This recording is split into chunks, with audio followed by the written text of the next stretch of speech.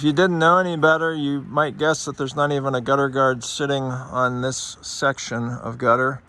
You can see a little bit silver there, the leading edge of the gutter guard that's below that, and the system that is below this is called Shur-flo.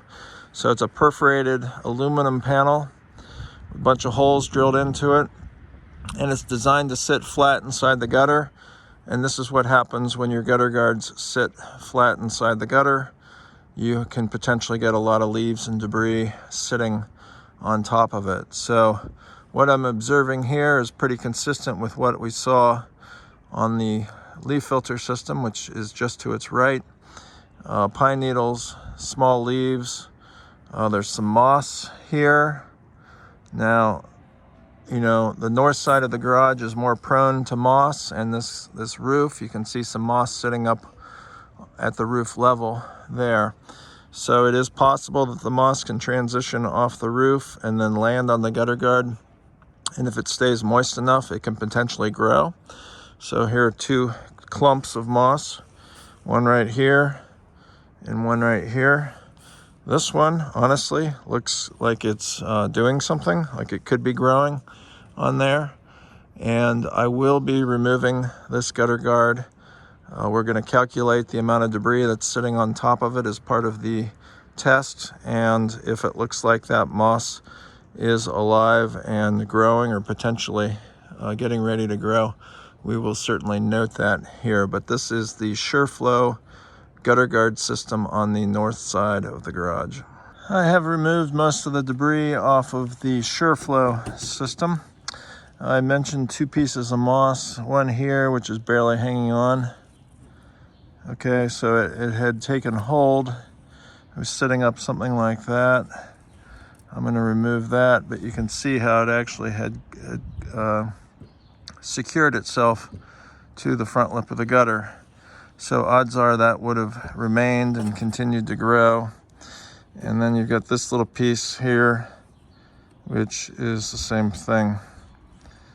It's moist and it's green and it was growing, and had I ignored it, it would have continued to grow, I'm sure. And you can see here where it was holding on to the side. So I'm going to just get the rest of this debris off the top, get that into the bucket, and then we'll remove this panel. I'll clean off the rest of that panel, and then we'll take a look inside at what's going on in there.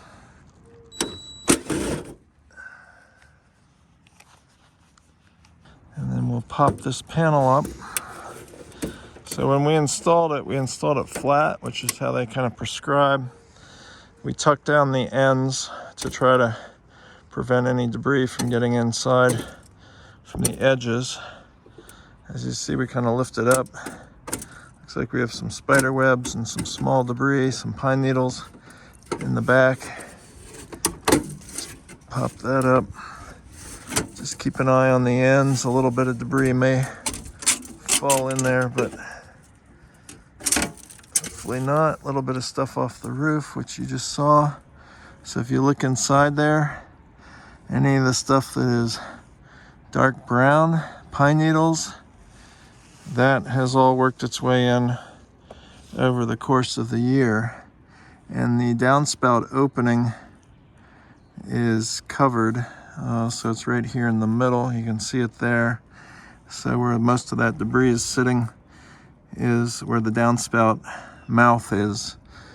So that's the debris sitting on top of the screen that we put on there to try to capture as much as we can inside the gutter over the course of the year. So that's the inside of the Shur-flo system. I can tell you the inside looks a whole lot better than the top of the system did.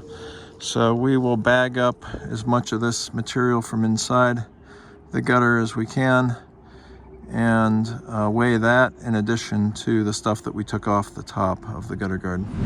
I'm going to remove the debris from the Gutter RX system.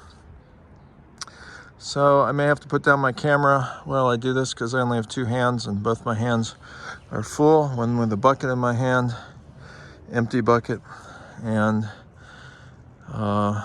here's the gutter guard. So sit tight. I'll see if I can put the camera down and do this at the same time, but probably not. Okay, I have removed the debris from the top of the gutter RX system. Here's the top of the panel. A little bit more debris to pull off of there. I've got to remove the screws, so I'm going to step down, put this bucket on the ground, but you can kind of get a sense as to how much stuff is in there. Pretty good amount, considering this is just a 4-foot long run. I'll unscrew the panel and we'll take a look inside and see what's going on.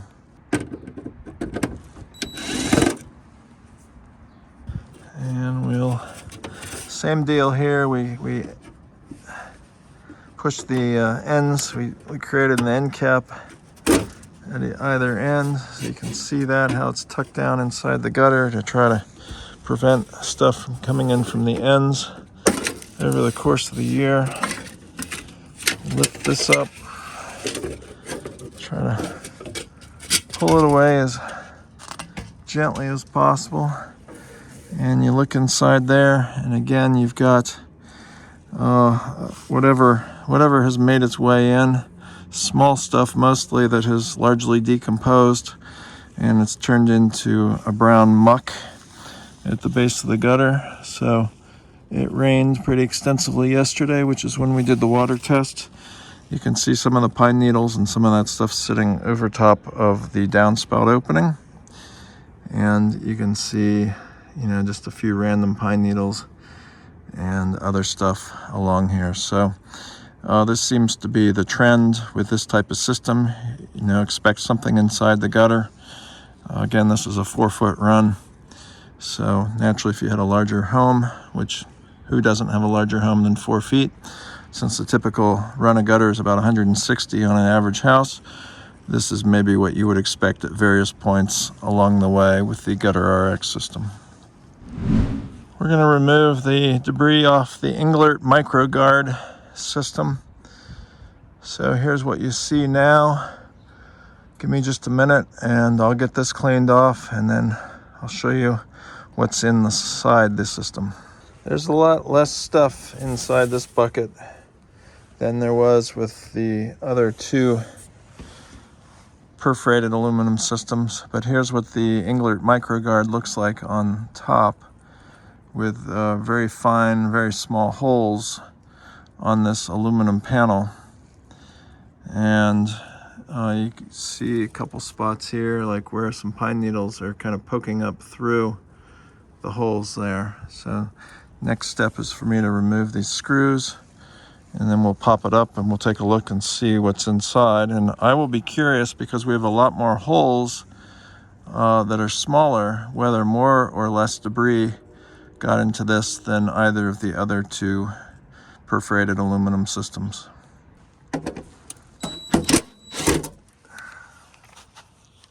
Again, you'll see that I created the end cap before we installed it, and we'll pop this up and we'll see what is inside. So the way this one attaches is a little bit different, or the way it sits inside the gutter is a little bit different, in that it has a downward flange on the rear, so you can see it turns down on the back, and then here it is from the back side, and it sits on the hanger inside the gutter, and that creates a nice little slope forward, really dictated by the location of the hanger. If we look inside, you can see, yes, I would say there's just as much stuff in here, if not potentially more, than I think maybe the gutter RX, but I'm not really sure.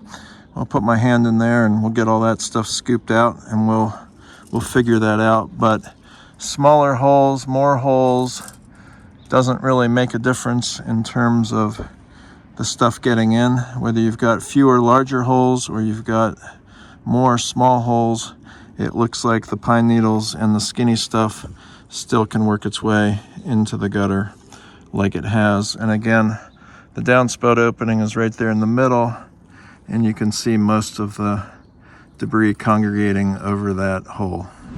This panel doesn't have enough stuff on top of it for me to really collect. I mean, it would never amount to anything weight-wise, which is how we determine how much stuff was up here. So I'm not going to worry about taking off the few bits and pieces that are up here. So I'm just going to go ahead and unscrew this and see if we can expose it. See if we can pop this thing up. So I'm going to just take a step down to get a little better leverage. But you can see what I was talking about earlier, where some of that debris just gets wedged kind of in the opening between the downspout, or excuse me, between the gutter guard and the lip of the gutter itself. In this case, it's not too bad, but you don't need a whole lot to cause the water to reroute. So I'm just gonna pop this up. It sits on a universal bracket inside the gutter.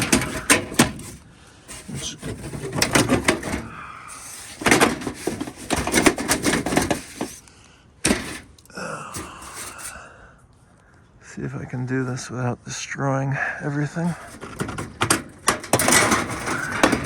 we go.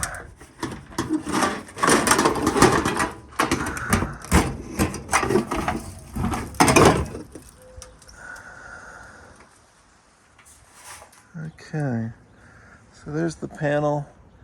You can see some of the muck, some of the organic matter that starts to form on the nose on these things. So again, this has been up for a year and you can see what's happened. So, you know, extrapolate that over time and you'd have to definitely address this, but I'm going to toss that to the ground.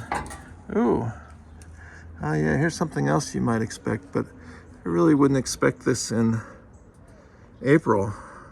But there's a wasp and he's actually forming a nest that just to his right is the beginnings of a nest.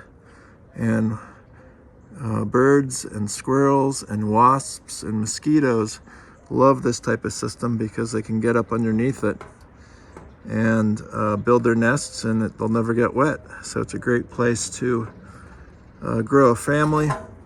And that opening in the front is large enough that they can get in there. So I'm just gonna step down the ladder, put this down gently, and let him go on his merry way, and he can build his nest elsewhere. Okay, here's the big reveal inside the LeafOff solid gutter cover. So this is the universal bracket onto which we screwed the panel. So this bracket hooks to the inside lip of the gutter, and then it sits like that. And you put the panel on top of it and you screw it through that aluminum bracket. So those can kind of go wherever inside the gutter. Here's the other bracket that is holding everything up. So we'll get those out of the way, toss those to the ground. Now let's look inside the gutter. So there is a fair bit of stuff inside here. In fact, I don't know, is it more than I would have anticipated, less than I anticipated? I'm not really sure. I knew stuff was getting inside there. I knew stuff was potentially getting stuck in this opening, you know, here, between here and the gutter guard. But you can see those are some pretty good size seed pods that made its way inside. You can see some pine needles and some small leaves off the locust tree. Those have yet to come up this year.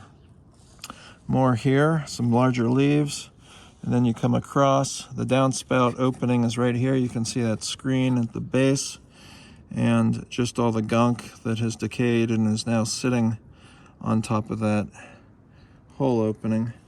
And if we come all the way to the end, you can see even more pine needles. So we're at the very end of the garage, and the pine tree is on, well, it's up there. So in a way, it's kind of overhanging the entirety of the garage, but it's on the back side of the garage, and we're on the east end here. So pine needles will travel, especially the long ones from the white pines, and this gutter was no exception to it. So we'll pull the stuff out of here, we'll calculate its weight, and report on that a little bit later. We'd appreciate it if you hit the like and subscribe buttons, and be sure to ding the bell and you'll be notified the next time we upload a video.